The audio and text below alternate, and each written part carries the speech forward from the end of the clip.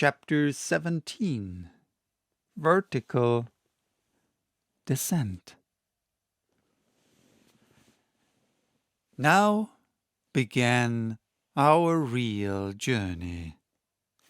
Hitherto our toil had overcome all difficulties. Now difficulties would spring up at every step. I had not yet ventured to look down the bottomless pit into which I was about to take a plunge. The supreme hour had come. I might now either share in the enterprise or refuse to move forward. But I was ashamed to recoil in the presence of the hunter. Hans accepted the enterprise with such calmness, such indifference, such perfect disregard of any possible danger that I blushed at the idea of being less brave than he.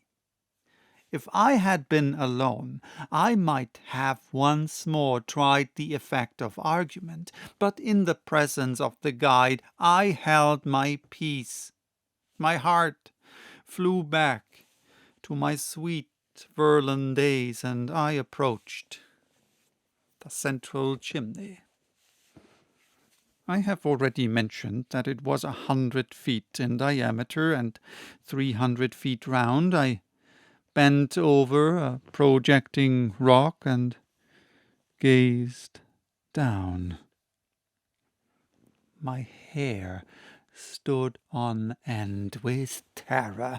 The bewildering feeling of vacuity laid hold upon me. I felt my centre of gravity shifting its place, and giddiness mounting into my brain like drunkenness. There is nothing more treacherous than this attraction down deep abysses. I was just about to drop down when a hand laid hold of me. It was that of Hans. I suppose I had not taken as many lessons on gulf exploration as I ought to have done in the Frelser's Kirk at Copenhagen. But however short was my examination of this well, I had taken some account of its conformation. Its almost perpendicular walls were bristling with innumerable projections which would facilitate the descent. But if there was no want of steps, still there was no rail. A rope fastened to the edge of the aperture might have helped us down. But how were we to unfasten it when arrived at the other end?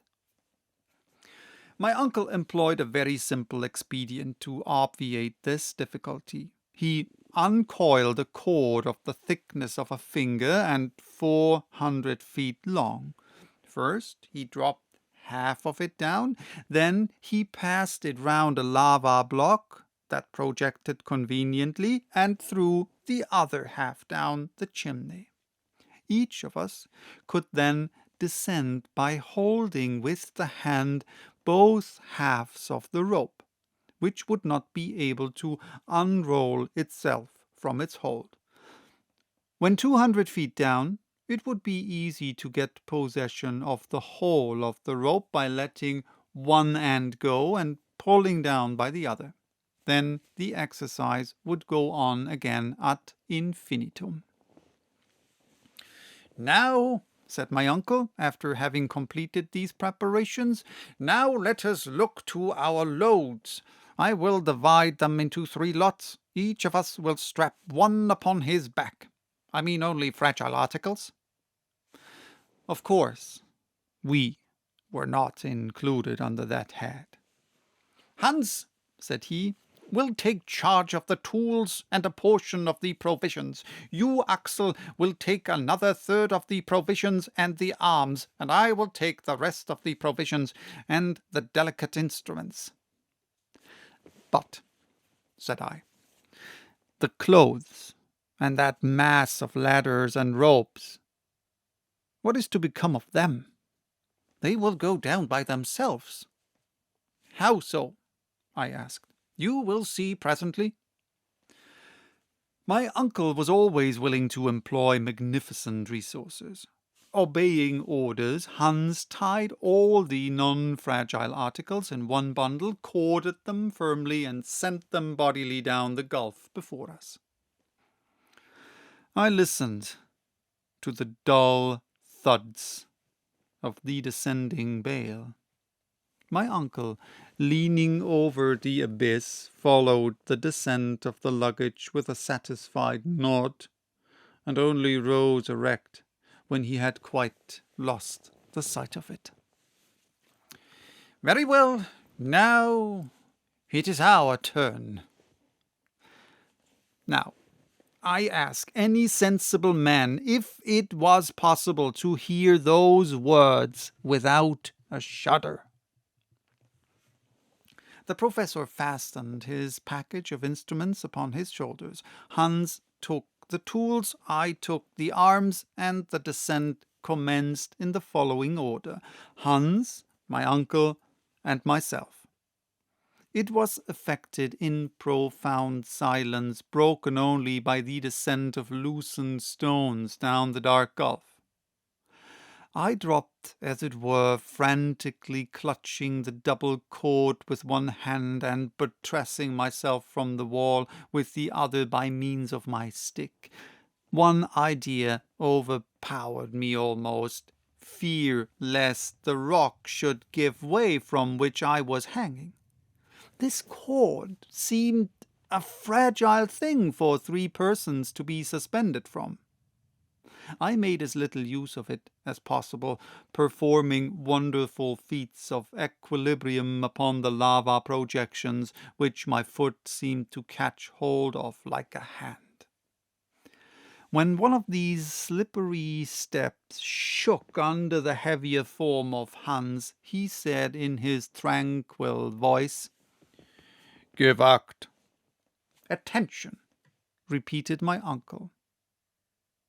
In half an hour we were standing upon the surface of a rock jammed in across the chimney from one side of the other.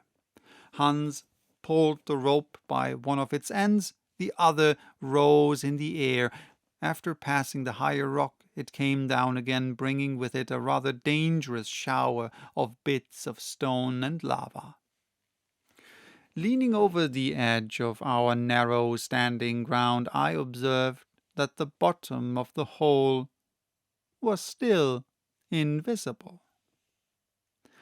The same maneuver was repeated with the cord, and half an hour after we had descended another 200 feet.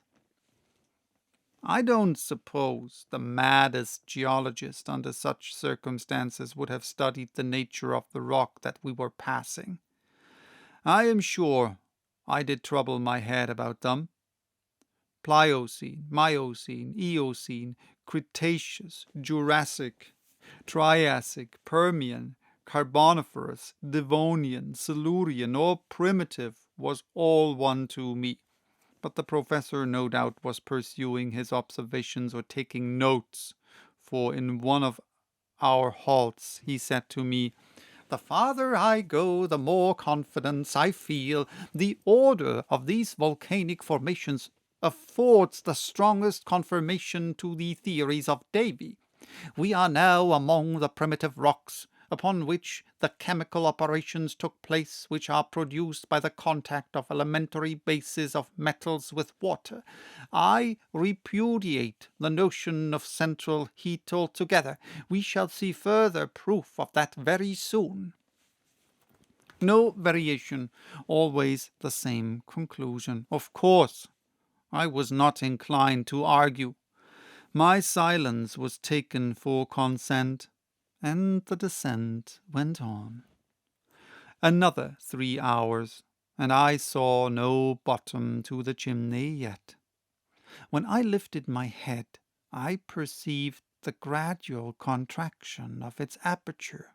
Its walls, by a gentle incline, were drawing closer to each other, and it was beginning to grow darker. Still, We kept descending. It seemed to me that the falling stones were meeting with an earlier resistance, and that the concussion gave a more abrupt and deadened sound. As I had taken care to keep an exact account of our manoeuvres with the rope, which I knew that we had repeated 14 times, each descent occupying half an hour, the conclusion was easy that we had been 7 hours plus 14 quarters of rest, making 10 hours and a half. We had started at 1, it must therefore now be 11 o'clock, and the depth to which we had descended was 14 times 200 feet, or 2,800 feet. At this moment I heard the voice of Hans. "Halt!" he cried. I stopped short just as I was going to place my feet upon my uncle's head. "We are there!" he cried. "Where?" said I, stepping near to him. "At the bottom of the perpendicular chimney," he answered. "Is there no way farther?" "Yes, there is sort of a passage which inclines to the right.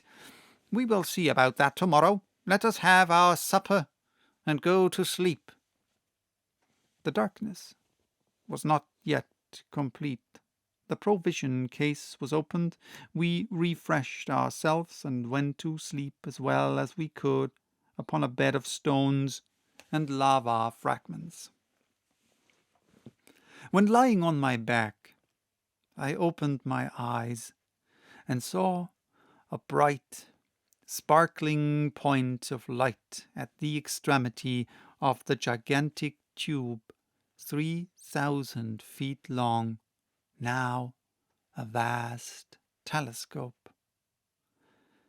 It was a star which, seen from this depth, had lost all scintillation, and which, by my computation, should be 46 Ursa Minor. Then I fell fast asleep.